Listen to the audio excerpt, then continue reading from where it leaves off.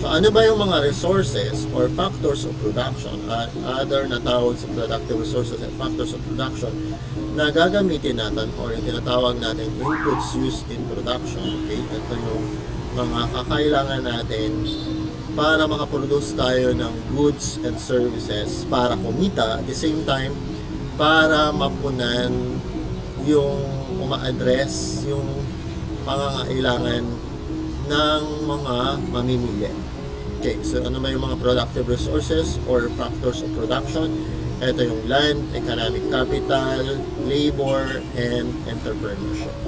And i-discuss natin isa-isa yung inyong productive resources. So, meron tayong 4 na klase.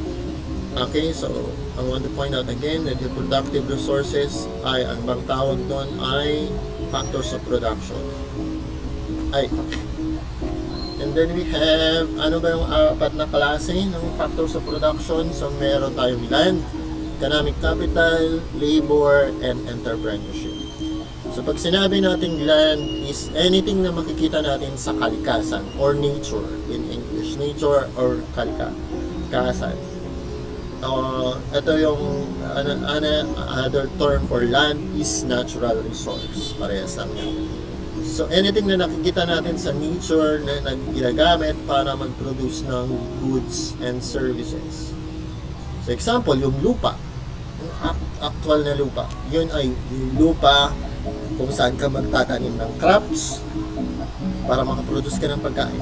Yung lupa kung saan ka nagpapastol or saan yung mga yung mga baka or yung mga pinapastol mo pering sheep para makaproduce ka ng meat is also the actual land. Kailangan, and then we have trees. Ano yung gamit ng trees? Kailangan mo ng trees para gawa ka ng furnitures, upuan, cabinet, or bahay. Okay. And then plants. Kailangan mo ng plants, magtanim ng plants para may makakain ka. Okay, meron kang seedlings ng prutas or seeds sa iba-ibang crops para makaproduce ka ng pagkain. And then we have the livestock. Okay, yung wind, yung sun and water, yung mga nutrients na nasa lupa na kahit hindi ka pa mag-apply ng fertilizer ay kasama sa land or natural resource. Another is yung mga microorganisms na nagde-decompose ng biodegradable materials para yung nutrients ng biodegradable materials babalik sa lupa are also examples of your land resource or natural resource. Another is, ano pa? Yung minimina sa Palawan, sa Southern Palawan, yung mga iron, nickel, or yun ay natural resource. Miminahin mo lang. Pero yun ay natural resource. Okay, now we have the economic capital. So yung land is ito ay resource na hindi kayang i-manufacture o create ng tao. Okay? Samantalang sa economic capital mo naman, ang keyword mo dito is manufacture. Ibig sabihin, anything na gawa ng tao, o yung nalagay dito, anything that's manufactured in order to be used in the production of goods and services. So ito ay anything na gawa ng tao para makaproduce ka ng goods and services. Okay. So ito ay gawa ng tao. Yun lang yung distinction mo ng land. Kasi yung natural resource ay hindi siya manufactured ng tao. Hindi siya gawa ng tao. Okay? Yung inyong land resources. Wala tayong kakayanan to create land. To create trees. Kasi natural yan. Ang ginagawa natin ay magtanim. Pero hindi tayo nag-create ng trees or ng plants. Okay? Or ng water. Okay? And then, magkaiba sa economic capital sa inyong financial capital. Kasi, yung economic capital is anything na ginagamit mo, anything na gawa ng tao, na gagamitin mo para makaproduce ng goods and services. Like example, si farmer, meron siyang mga tools and equipments like farm machineries, yung araro, yung sprayer, o yung fertilizer, and so on. Yung synthetic fertilizer is gawa ng tao, or pesticide, insecticides na gawa ng tao, are economic capital. Okay, nagagamitin niya to produce rice, example. So magkaiba siya sa financial capital. Yung financial capital, yun yung pangbili mo ng economic capital na gagamitin mo to produce goods and services. So money is a financial capital. So you will buy tools, machineries, and equipments na gagamitin mo sa pag-produce ng goods and services. Kaya si money or si financial capital ay hindi siya example ng productive resources. And then we have the labor is, ito yung mga serbisyo ng tao galing sa kanyang effort, physical exertion, okay, or sa kanyang isip, kanyang talino, okay, or ang tawag sa labor ay human capital. So example, sa farming, ang labor mo doon is lahat ng hina-hire mo na tao na magtrabaho kasama yung family members mo sa farm. Siya si labor. Nagagawa ng iba-ibang activities sa farm para makaproduce ka ng pagkain or may aanihin ka later on. Okay. And then yung may-ari ng farm, okay, or yung farm manager or yung operator, okay, na nag-organize o nag-combine ng siya yung bumili ng lupa or nagrenta ng lupa, bumili ng gamit para sa farming, and nag-hire ng tao, kumuha ng tao na magtatrabaho, siya yung nag-combine ng iba-ibang resources na to produce a good and service or to produce isang produkto na mas kung saan sa kikita, ay siya si entrepreneurship. Okay? O yung abilidad ng isang entrepreneur para makita yung isang oportunidad na para siya kumita, kung saan yung oportunidad na to is oportunidad niya para ma-address or masagot kung ano yung pangangailangan ng consumer or wants ng mamimili na kung saan kikita siya pag produce niya yung pangangailangan ni consumer or buyer.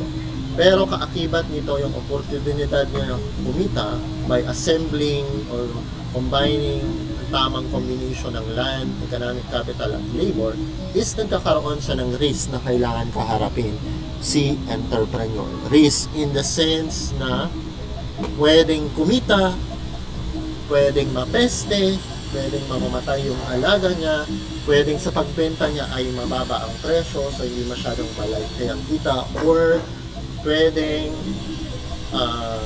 malugi siya, or napeste, or binagyo. So these are examples of risk na kailangan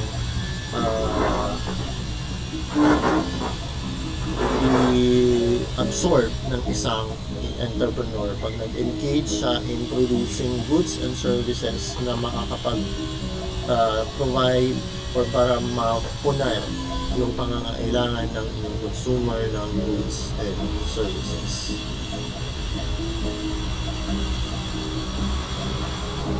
And then we have babalik tayo ulit doon sa concept ng opportunity cost. So, ito na yung kanina, okay, and we will cite another example para mas simple pag sinabi natin opportunity cost. Like example, mag-attend ng klase. Okay, yung limited resource nyo ay, mas scarce resource nyo ay time. Ngayon, pwedeng mamimili kayo paano nyo gagamitin yung oras ng limited time. Papasok ba ako ngayon, papasok ko sa klase, or hindi ako papasok, matutulog lang ako. So yun yung dalawang option nyo on how to use your limited time. Ngayon, kapag pinili mong mag-attend ng klase, okay, kasi tingin mo mas malaki yung benefits mo na makukuha doon, okay, or net benefits mo na makukuha mo doon kaysa yung nasa boarding house lang ako at matutulog. Okay? So ano ngayon yung give up mo para ngayon dahil pinili mong gamitin yung oras mo to attend your classes. So, dahil attend ka ng klase, yung oras na dapat na nakatulog ka, yung pahinga na benepisyo na dagdag na pahinga na dapat mo kuha, pinili ay nawala na yon, give up mo na yon dahil pinili mong mas mag-attend ng klase. So yun yung opportunity cost mo, yung nawalang dagdag na tulong o mas mahabang pahinga sa'yo o relaxation sa'yo. Yun yung nawala dahil mas pinili mong gamitin yung oras mo to attend your classes. So every decision that we make, mayroon tayong kailangan i-give up. So yung benefits na nawala dun sa hindi natin napili kung paano natin gamitin yung oras natin, yun yung opportunity cost mo of using your time to attend your classes. Ibig sabihin ng opportunity cost. So sa lahat ng desisyon, whether pang individual na desisyon, ibig sabihin pang sarili nating desisyon, na may kinalaman sa yung desisyon natin ay paano natin gagamitin yung kulang na resources natin, yun ay individual decision, ay nagkakaroon tayo lagi ng opportunity cost. Kasi pag napili na natin kung paano natin gagamitin yung kulang na resources natin, meron tayo laging kailangan i-give up para makuha natin yung benepisyo nung napili natin kung paano natin gagamitin yung kulang na resources natin. Mapakuras man yan, or kita mo, or allowance mo, or other scarce resource na meron ka. So, societal decisions, ganun din. Laging niyang kakaharapin yung, or laging kang magkakaroon ng opportunity cost sa lahat ng desisyon na gagawin. Kung saan, dito sa societal decision is a decision na pagdating sa paano niya gagamitin yung resources ng isang bansa or para mapunan o mabigay yung mga pangangailangan ng kanyang nasasakupan o ng isang gobyerno, ano gagamitin ng gobyerno yung kanyang budget, kulang na budget, para magbigay yung mga serbisyo na kailangan ng kanyang citizens. So those are examples of societal decisions. So halimbawa, sa dami ng pagkakagastosan ng gobyerno, sa example, university, healthcare would be nice, but opportunity of such a decision would be less housing, environmental protection, or national defense. So, ibig sabihin nito is, sa dami ng kailangan budgetan ng gobyerno, sa limitado niyang budget, okay, pag napili niya na mas lalakihan niya yung budget niya for healthcare, like example, mas malaki ang budget niya for healthcare kung saan magbibigay siya ng free health insurance sa lahat. So pag napili niya na mas bibigyan niya ng pinakamataas na budget sa healthcare, yung ibang gastusin niya sa pagbibigay ng libre pabahay o housing, environmental protection, or national defense, gastos niya, lahat ng gagastusin niya para maprotektahan yung teritoryo ng Pilipinas at mapapanatili yung peace and order.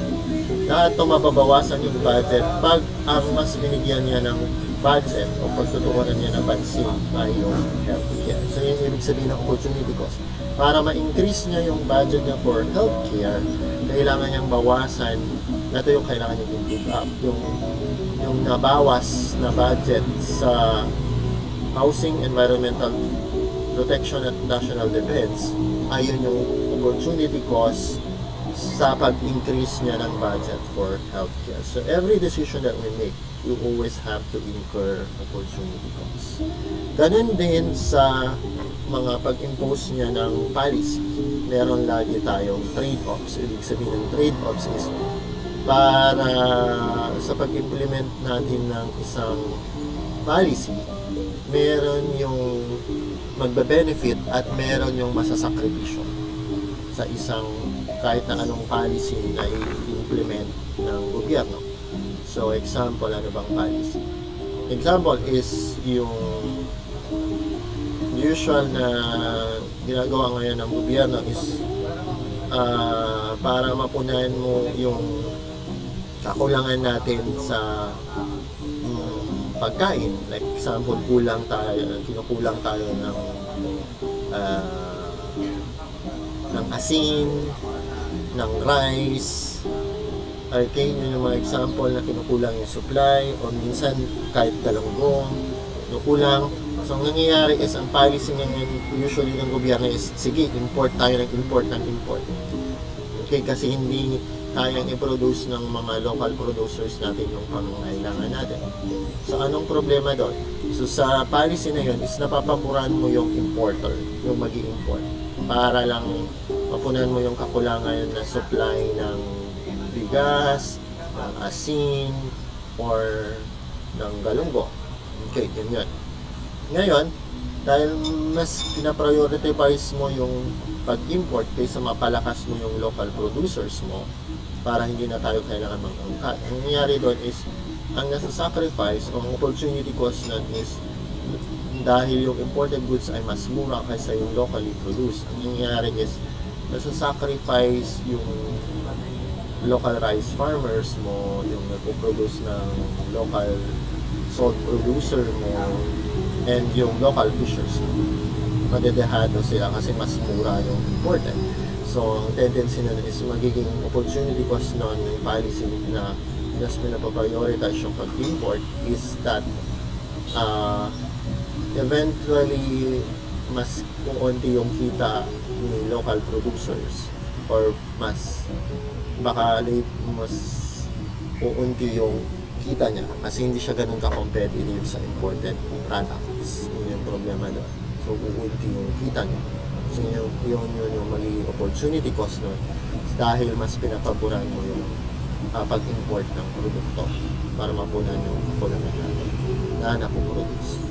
Okay, so yun yung mga examples ng kung kailan laging kahit nasa anong desisyon na gagawin natin dahil lagi tayong may kinakaharap ng problema sa scarcity o kakulangan sa resources para ma-produce lahat or ma-satisfy lahat ng pangangailangan ng lahat ng tao.